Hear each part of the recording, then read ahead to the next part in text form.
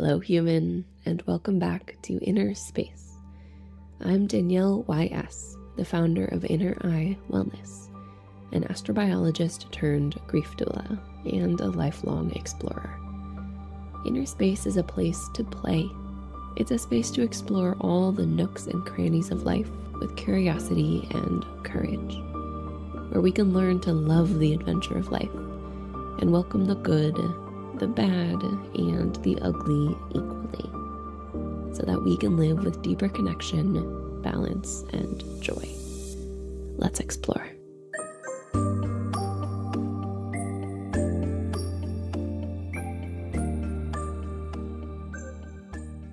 So December was all about preparing for rest, and January, at least for me, has been all about actually resting. The formal theme for January at Inner Eye Wellness is planting seeds, and it's a time for us to really actually rest. It's that quiet time of life, that quiet time of the seasons where we can just be still, where we can plant the seeds that we want to sow for the rest of the year, and then trust that that's enough for the next few months as we go through the winter time. Now, oftentimes, January for us is supposed to be a time of action, of new year, new me, of getting into shape, having a healthier diet, all these things. But really, January is a time of pausing. Winter is a time of pausing. If we look at the world around us, all the animals are pausing. They're hibernating. They're resting.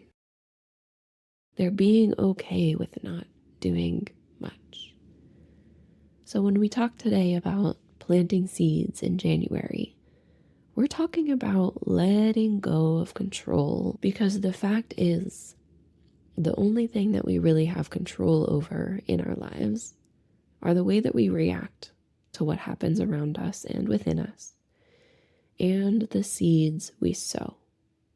We have no control over which of those seeds come to bear fruit, but we can choose which ones we put in the ground. And most seeds grow in darkness. And even some seeds require a destructive force to even have a chance at life. I say this to show that dark and destructive forces are part of the growing process, because in today's episode, we're diving into the role that those dark and destructive forces can play in our personal growth. And I'll share examples of how we can embrace these forces as agents of change, rather than things we try to move away from, rather than things we think are bad, evil, dark, not what we want in our lives, something that we need to move away from and towards something that is light, happy, joyful, positive. Because when we only have one of those sides and not the other, we're moving towards further and further imbalance and destabilization in our lives. There's a quote that I love. I love to share it with my clients. I love to share it with anybody who will listen. It's a quote by Christine Kane, and it says, "Sometimes when we're in a dark place, it can feel like we've been buried, but really, we've been planted." In this episode, I'm going to share more examples of embracing darkness and destruction as necessary and beautiful agents of change in our own lives.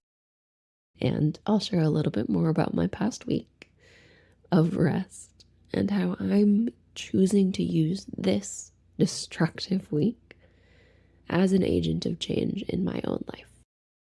So the idea that dark and destructive forces can actually be beautiful agents of change in our lives is an idea that I follow in my life, because I've experienced it from a very, very young age. It's part of why I'm a grief doula, because I believe the darkness and the destructiveness of grief is one of the most powerful agents of change we have in our human experience.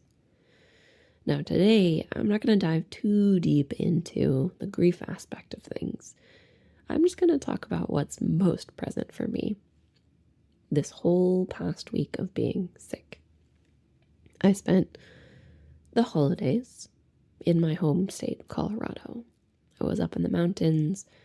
I got to go snowboarding. I got to be in my happy place where it is beautiful. You can see views for miles, peaks, mountains, moose, elk. It was a beautiful, wonderful time. I got to see family. I was with friends. I was with my partner. And at the end of the 3 weeks, literally the day that we were leaving, I got really, really sick. I started to have a fever. I had chills overnight. I started coughing. I couldn't really breathe very well. And that started off my next 4 days in bed. And I am just now starting to come out of it and get back on the computer, continue to do work. Now, this was tough.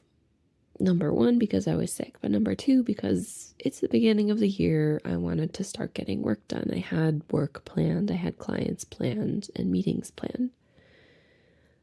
And the message that kept coming to me throughout this dark, destructive time for my body was slow the F down.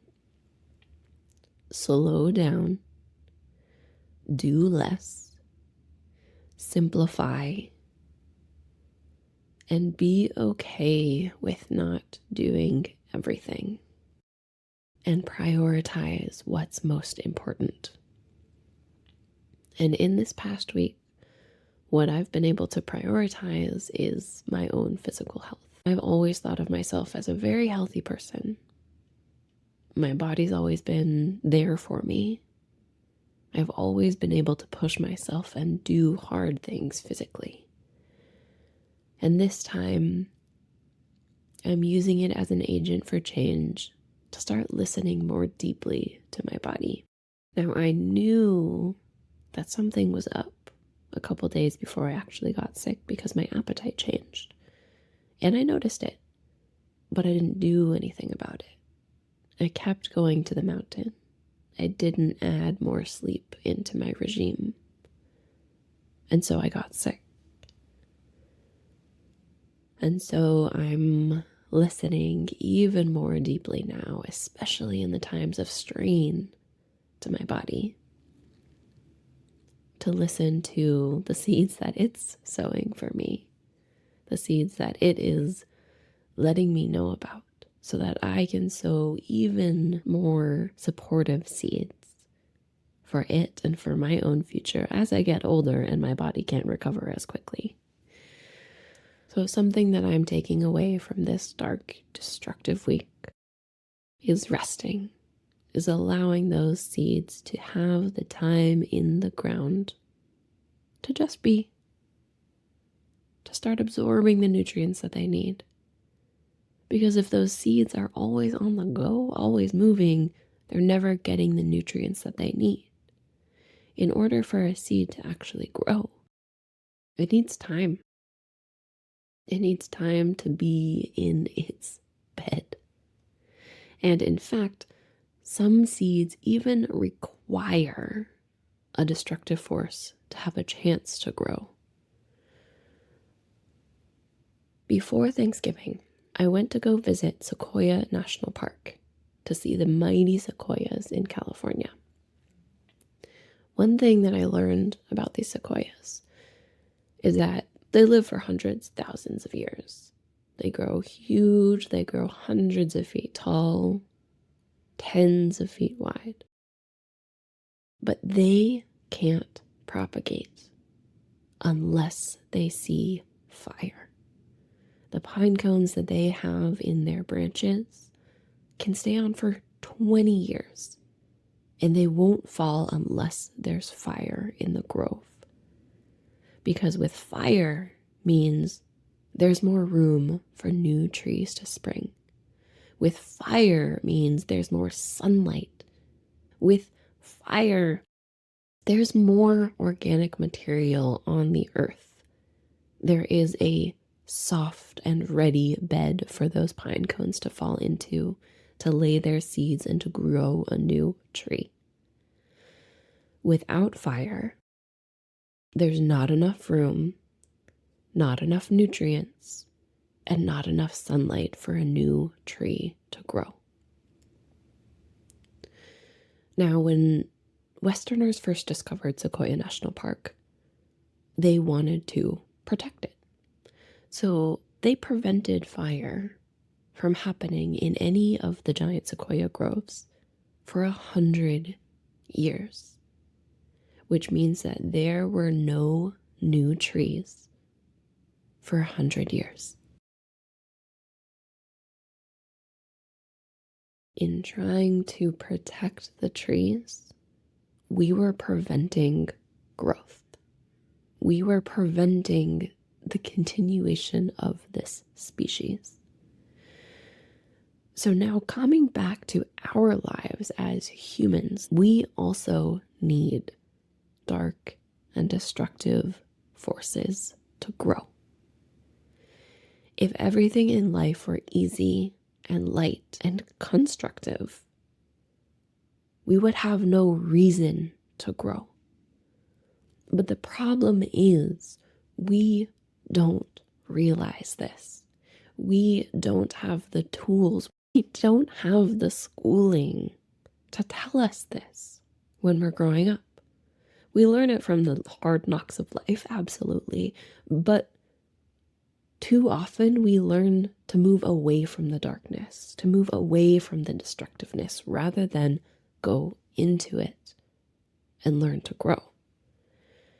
So my challenge for you, my homework for you, is to explore what dark or destructive forces are active in your life right now. Or perhaps what forces have you experienced before that you moved away from in those moments. And the homework is to explore how you can change the way that you perceive these forces and start to see them as agents of change, of growth, of new life, rather than as something bad, something that you must move away from and move on from as soon as possible. Ask yourself what you're learning from this experience. How are you growing even if you don't want to? In what directions are you growing? I could have easily taken this week sick, brushed it off, gotten better, and then gotten back to work at the beginning of the week. Released this episode on Tuesday as it was meant to be. But what would I have learned? How would I have grown? How would the next time I went to Colorado or seen friends and family been any different than this one? It would have just been a time that I was sick and in bed, but not a time that actually brought me insight into how to live a better life. If we hadn't learned that fire and destructive forces are important in Sequoia National Park, we still would have no new trees. Sure, there wouldn't be any fires, but there would also be no new life. So consider these questions as you move through the next couple of weeks, especially as you move into this winter time. If you're feeling like you want to take it easy and rest, listen to your body. Your body knows what you need already, and it is always trying to tell us that. It's so hard for us to remember to do it for ourselves, even if we know it's good for us. So this is your reminder as well as my own reminder. Listen to your body. Let yourself rest. Let yourself go into the dark, destructive forces and learn from them. Don't just pull away from them. Use this as a time to sow the seeds that you want to sow for your life in 2024. Thank you so much for exploring inner space with me today. To learn more about the topics covered in this episode, check out the show notes below and know when new episodes hit your headphones by subscribing to Inner Space.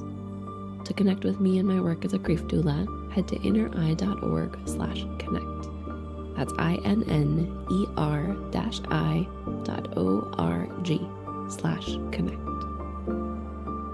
I'm Danielle YS, and until next time, keep looking